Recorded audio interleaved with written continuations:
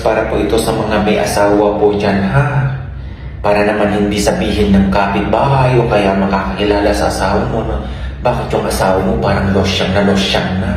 Bakit yung asawa mo parang biglang tumaba at biglang tumanda. Ito lang advice ko, Cubs. Pwede ba? Pag medyo nakaluwag-luwag, i-treat mo naman yung asawa mo. Alam mo, hindi biro ang trabaho ng ating mga asawa sa bahay. Yung pag-aalaga pa lang kung may anak kayo. Alam mo yun? Bawat parte ng bahay, may nagagawa sila dyan. Tapos sila yung mga maraming trabaho, wala pang sweldo. Cubs, ganito lang advice ko lang. Yung mga kababaihan, hindi ko naman nila lahat. Marami po dyan. Simple lang ang kaligayahan ng mga yan. Mapasaya nyo sila. Boys, ito totoo yan. Encourage nyo sila. For example, kung meron ka lang din naman, kahit konti dyan na naitabi, i-treat mo. Sasabihin mo, May, kung anong tawagan nyo dyan, ayos ka, labas tayo. For example, yung kilay niya, yung isa, sobrang taas na, yung isa nasa baba.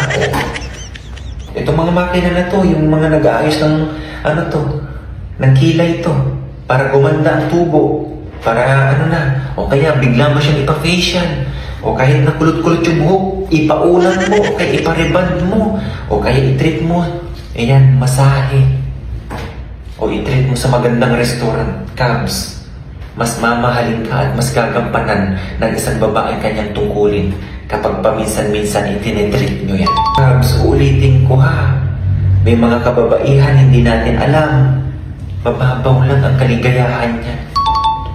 Hindi lang yung pagdating sa may nabibili ka sa kanya, yung may ginagawa sa kanilang katawan o kalusugan, Cubs.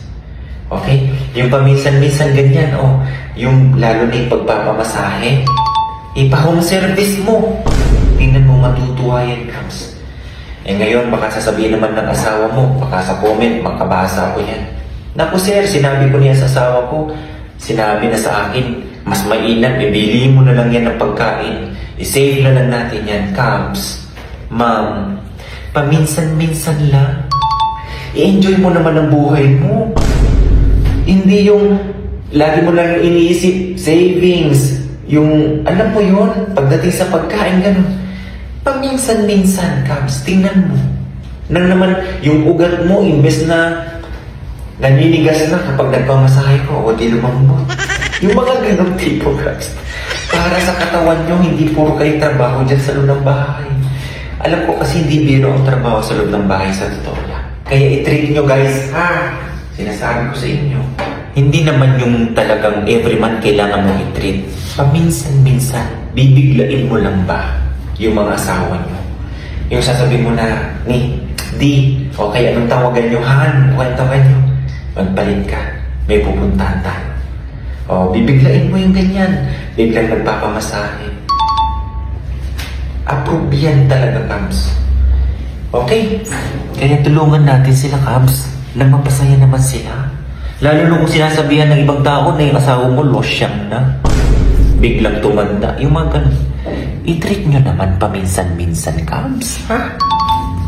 Hindi kagaya ng nagtatrabaho sa opisina. Ang nagtatrabaho sa opisina, iisa lang ang trabaho niyan, Cubs. Hindi kagaya sa bahay, lahat ng sulok yan. Gawain talaga nila yan. Totoo yan. Makiramdam kayo, ha, mga boys. Sa totoo lang. Okay? God bless everyone. Shout out po sa lahat ng mga misis po dyan. Bye-bye.